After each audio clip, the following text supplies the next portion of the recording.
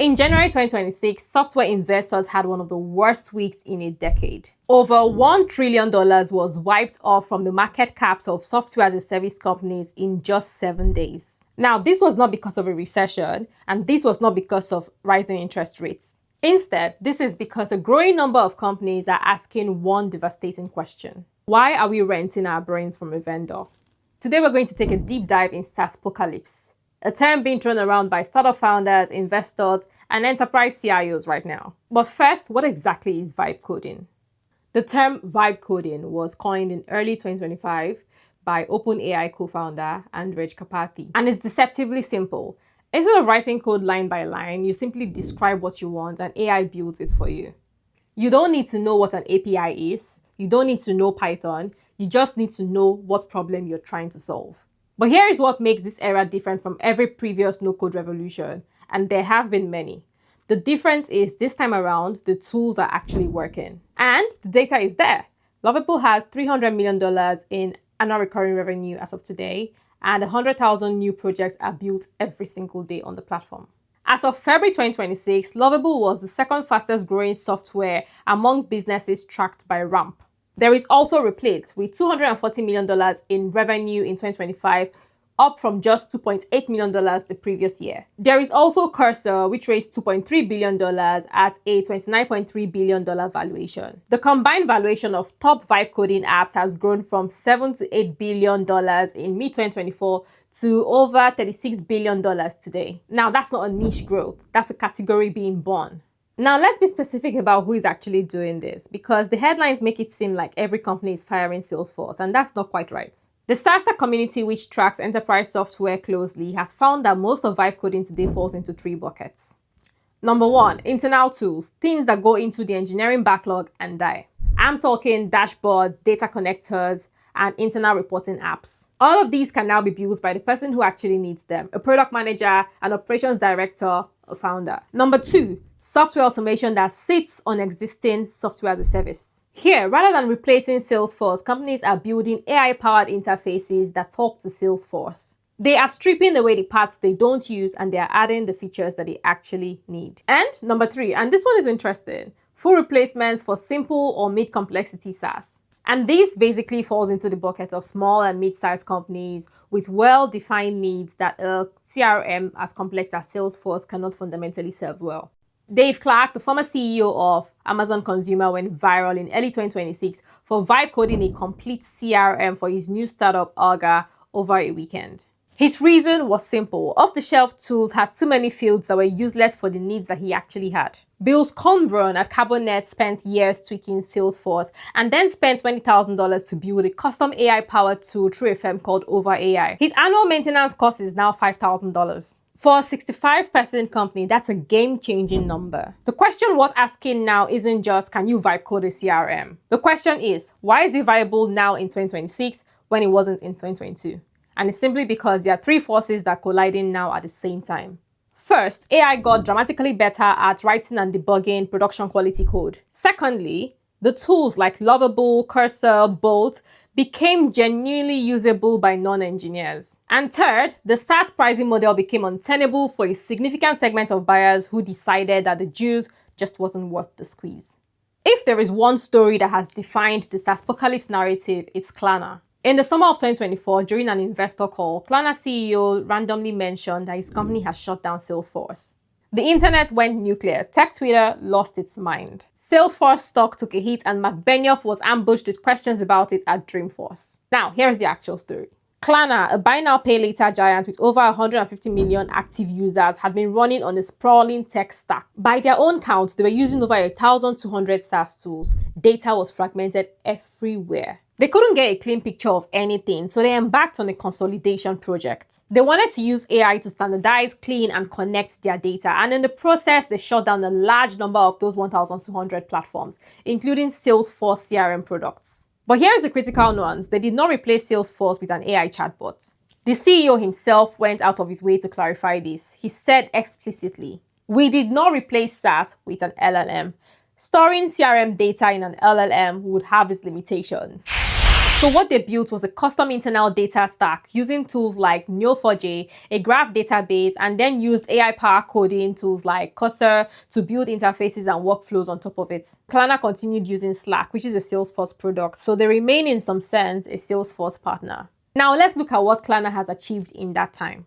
Klarna has saved approximately $2 million annually by eliminating their Salesforce CRM contracts. Klarna deployed AI-powered agents into customer service and then reduced customer query resolution time from 11 minutes to 2 minutes. Now, while these numbers are real and impressive, the lesson isn't build everything yourself. The lesson from Klarna is about data architecture. The real value wasn't in ditching Salesforce. It was in eliminating siloed data, connecting systems, and letting AI operate across a unified knowledge base. Now, that's something that any company can pursue with or without firing their SaaS vendors.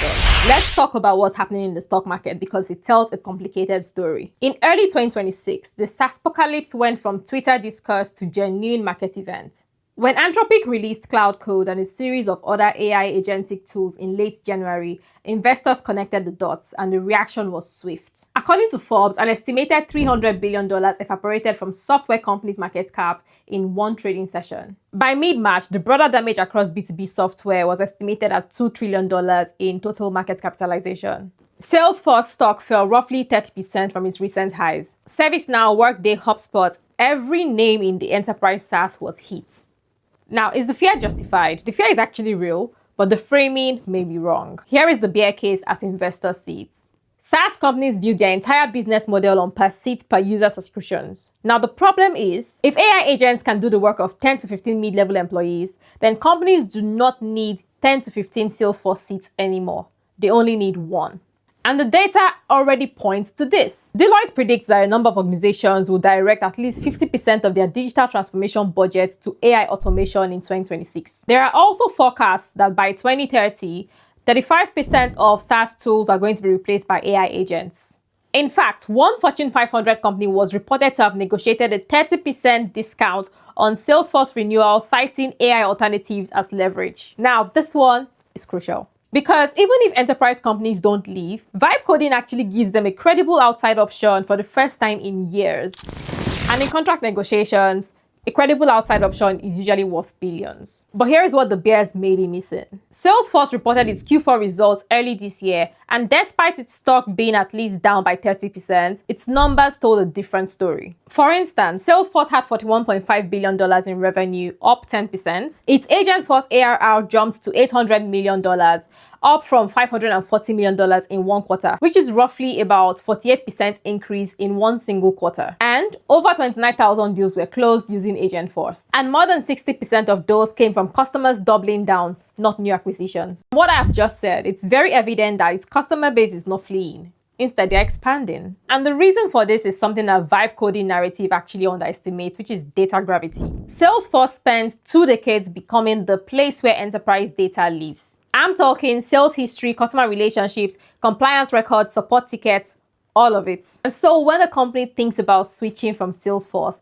they're not just thinking about user interface. They're thinking about migrating decades of institutional data, recertifying compliance systems, retraining thousands of employees, and this is the switching cost of moving from Salesforce to a vibe-coded platform. This switching cost is enormous. In fact, building agents within Salesforce will be much easier for these companies than going out of Salesforce to build agents and then trying to integrate them back with Salesforce. Enterprise software is usually not sticky because it's good software. Sometimes it's not even good software, but it's sticky because it owns the workflows, the integration, the data. Now let's talk about my favorite part, pricing. The real transformation is not about companies leaving Salesforce. It's about how enterprise SaaS gets priced.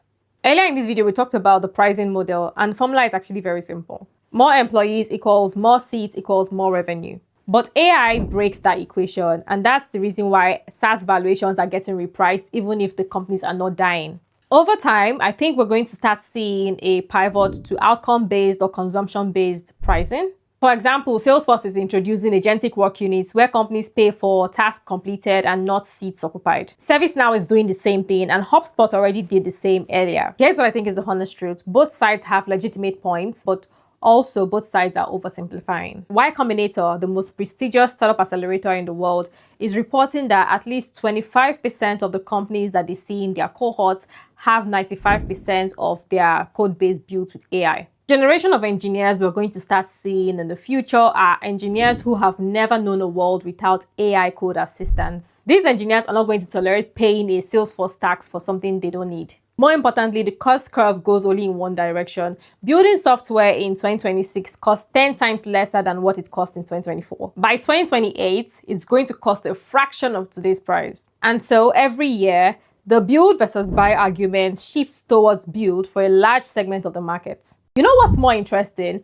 Earlier this year, Workday CEO was quoted as saying that the whole AI vibe coding threat was overblown, but that same week he launched an AI product. Now that's not the behavior of someone who thinks that AI is not a threat. And there's also an MIT study that Salesforce loves to cite, which basically says that internal software builds actually fail twice as often as vendor solutions. Now that's serious data points. Building software is the easy part. Maintaining it, securing it, auditing it, keeping it compliant is where most internal builds usually fall apart. CargoNet Bill Schomburg's $5,000 annual maintenance cost sounds great. But what happens when that over AI firm pivots or shuts down? What happens when Schomburg's company gets acquired and the acquirer's legal team wants to audit the CRM? What happens when GDPR or the US data privacy law requires specific compliance reporting that the custom tool does not have? These are the real questions, and the answer isn't that vibe coding is bad. It is that the total cost of ownership calculation is more complex than a one-time build fee. But something even far more interesting has happened. Salesforce has launched its own vibe coding product. It's called Agentforce Vibes, an AI-powered development environment built on top of their platform. And it features an AI agent called Vibe Coding. And the pitch is simple. You get to vibe code, but within the Salesforce ecosystem. So your app is already connected to your data, already integrated with your existing workflows, and already compliant. Now, whether that's genuine innovation or defensive maneuver is something that the market is still trying to decide on. So what's the bottom line? If you're a small or mid-sized company stuck paying for features you don't use, the tools to build your own are better than they've ever been. And they're getting better every month. If you're a large enterprise, however, you're not firing Salesforce this year. But you're going to use this moment to renegotiate a better deal. If you found this video useful, please hit like and subscribe. Are you Team Vibe Code or Team Enterprise SaaS? I'll see you in the next one.